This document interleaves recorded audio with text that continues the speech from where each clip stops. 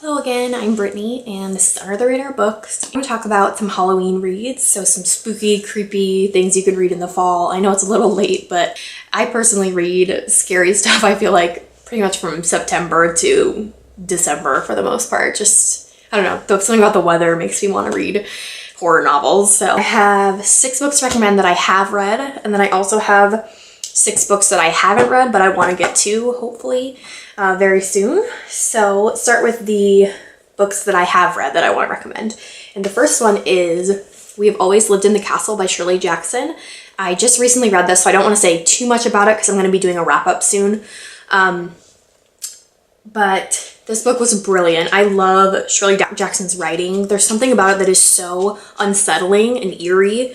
And it's not like in your face scary, but there's just something underlying as you're reading along the whole time that you just know isn't right. And I love that. It's just like this building up of uneasiness that goes along. If you don't know what this is about a young girl, I believe she's 18, and her name is Mary Catherine, or Mary Cat, and she lives with her older sister and her uncle in an old mansion that their family has owned for a long time. And in the beginning, you find out that her family the majority of her family is killed. They're actually poisoned at dinner, and you don't know who did it or why, and things are slowly kind of unearthed as you go along. And I think Mary Cat as a character is so interesting. She is very unreliable, and you're not sure whether she's right in the head, and you're just questioning her the whole time. So I think that this has a great Halloween read. Next is one that I know a lot of booktubers have talked about, and that is Night Film by Marisha Pessl. I originally read this quite a while ago, I think right after it came out. I think I checked it out at the library, but I didn't really know very much about it going into it, and I was blown away. I mean, this is creepy on another level. It is so eerie, and you're not quite sure if there's something supernatural happening or if it's something that can be explained. And I love that aspect in a horror novel when you don't really know which way the author's going to go. And another thing that I love about this is it's a multimedia book, and so there is lots of like newspaper articles and pictures and different things that just enhance the reading experience. And you can actually also download an app for your phone, and you take a picture of this symbol and it gives you even extra content on top of that, which is really interesting. And the plot to this story is about a cult filmmaker. He does very almost like viral videos, and they're all underground, and he has this crazy following. His daughter actually is found dead, and they think she's committed suicide. And so there's a reporter who kind of been shamed for actually trying to do some research on the Cordova family previously. So when he finds out about the daughter, he actually wants to research further, and so he's hoping he can revive his career and redeem himself through this. So he starts investigating actually Cordova's death and Cordova family in general, and you just start to learn all of these unsettling things about the filmmaker and the things that went on at their estate. And the main character and the characters that help him out, they're such a unique trio, and I think that that's a really positive thing about this book, and it makes it really endearing. You have a variety of characters that you get to experience, and I think that that's great, so highly recommended. This is a short story collection. It's called In the Meantime by Paul Tremblay. He actually just had a novel come out, I think this month, called A Head Full of Ghosts, and it's about a possession of a young girl, and it sounds terrifying, so you should look that up too. But this short story collection is just creepy, unsettling, and off-putting, and it's pretty graphic and disturbing at times. I would say if you have a weak stomach, you might not want to try this one. But it is so odd and far-fetched, and I love short story collections that are like that. And my favorite short story from this collection is called The Strange Case of Nicholas Thomas, an excerpt from a history of the Longesian Library. And it's kind of done like this. It has like journal entries almost, but it's almost impossible to describe, but it's so odd and has stuck with me for so long.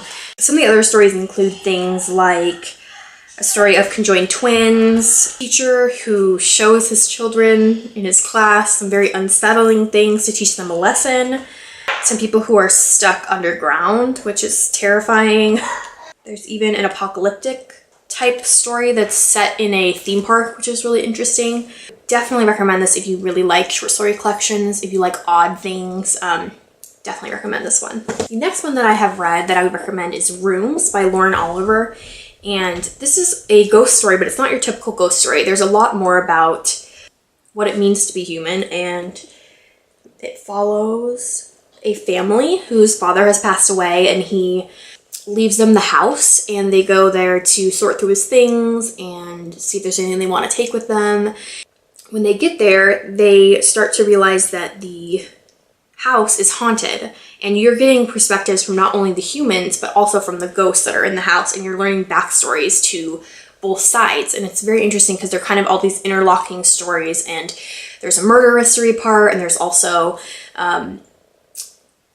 a character that can't remember everything, so you're trying to uncover that side of the story as well, and it is just so interesting. The writing is really great. I recommend this, and I think it's a good segue from young adult to adult fiction for someone who's kind of in the middle, because Lauren Oliver is usually a children's and young adult author, and so I think this book is quite good for someone who's kind of on the verge of either of those things.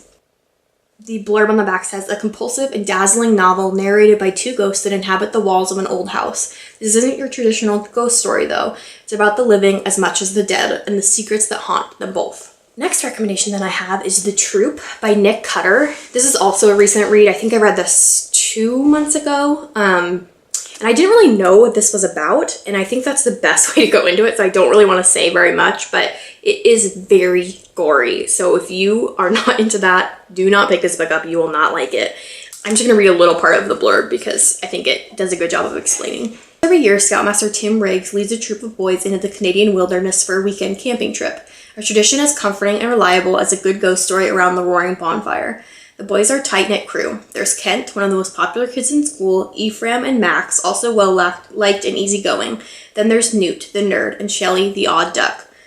For the most part, they get along and are happy to be there, which makes Scoutmaster Tim's job a little easier. But for some reason, he can't shake the feeling that something strange is in the air this year. Something waiting in the darkness. Something wicked.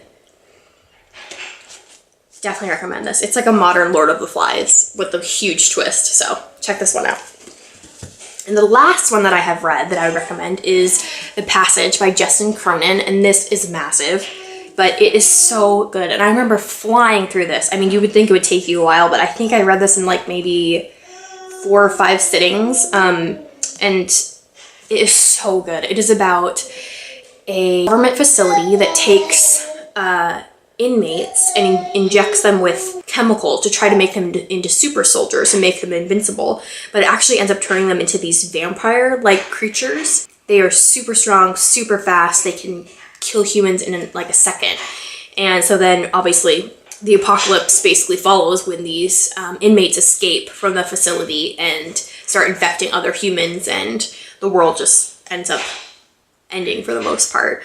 It is so interesting, so complex, and the second book in the series called The 12 is actually very good as well. This is still my favorite, but I would definitely recommend this if you like apocalyptic fiction or vampires or anything like that. I think this is a great choice. The next book I'm going to recommend is one that I'm actually currently reading right now. That's why the dust jacket isn't on it, and it is You by Caroline Kepnes, and it is so creepy. It is about a young man who and he's definitely an unreliable narrator, and a young woman comes into the store and he ends up basically falling in love with her and becoming obsessed with her, and he starts stalking her, and he thinks it's totally normal and okay, and he's like trying to justify it to the reader, and this whole time you're just so off-put by the situation. And as you go along, you start to realize that maybe this isn't the first time that he's done this. And I'm far into it, maybe 60 pages or so. But so far it is great. It's definitely a whirlwind of a read. I could totally sit down and just read it in one sitting. So I would definitely recommend this to anybody who might like this kind of thing. Recommend that I haven't read but I want to get to soon is Revenge by Yoko Ogawa. And this is a short story collection. It's very gothic and it's really dark. the perfect kind of short story collection you could read for Halloween. And it's very short too, so you could probably get through this very quickly. Joe Hill said, a secret garden of dark, glorious flowers, silky, heartbreakingly beautiful, and poison to their roots. So I think that's amazing. And the cover is fantastic. It's a beautiful book. It's got the French flaps and the deckled edges. So there's that one. The next one I haven't read, but I want to get to soon, is The Silent Land by Graham Joyce. And isn't this cover amazing? It has this transparent dust jacket, and I just think that is so cool as far as book design goes. Land is about who gets trapped by an avalanche, French Pyrenees. They're in this ski resort, but they get trapped and the town is completely empty, desolate. They're basically trapped in this frozen landscape and they have no way of escaping, barely any food, supplies, anything like that. And so I think it's almost like a survivalist novel. I go down the road of like they are so isolated that they start kind of losing their mind and you're questioning whether these things are really happening or not. And I love psychological thrillers like that, and this just seems really great, especially for Halloween. This one that I haven't read is Asylum by Patrick McGrath, and this is from the Penguin Essentials collection, which I really, really like. And it says, summer 1959, and Max Raphael is appointed deputy superintendent of an isolated hospital for the criminally insane. When Max decides to have his lodgings Victorian conservatory restored, it is a patient, Edward Stark, who comes to do the work. And there, Max's beautiful and lonely wife Stella befriends Edgar and later becomes his lover. But as their secret affair becomes ever more obsessive, so their love threatens to destroy everything it touches. And I've heard really great things about this. People just rave about this book and considered like a modern classic. So I definitely want to read this one. Next one is Florence and Giles by John Harding, and like a prequel to a book called Read, I think. And I think I've seen that more around BookTube, but this is actually the first one. I think you can read them separately if you want to, but I think it's more of an enhanced experience if you start with this one and then go to the next one. And like a gothic ghost story. Very creepy. It's kind of like a, they say, modern turn of the screw. And this one says, in a remote and crumbling New England mansion, 12-year-old orphan Florence is neglected by her guardian uncle and banned from reading. Left to her own devices, she devours books in secret and talks to herself and narrates this, her story, in a unique language of her own invention. By night, she sleepwalks the corridors like one of the old house's many ghosts and is troubled by a recurrent dream in which a mysterious woman appears to threaten her younger brother, Giles. Sometimes Florence doesn't sleepwalk at all, but simply pretends to so she can roam at will and search the house for clues of her own baffling past. So that sounds great. And I love children narrators, because they have such a unique voice, and I love that. So this one's going to be a read I really want to get to soon. But not least, the one that I want to read is a completely blank book. It is The Moth Diaries by Rachel Klein.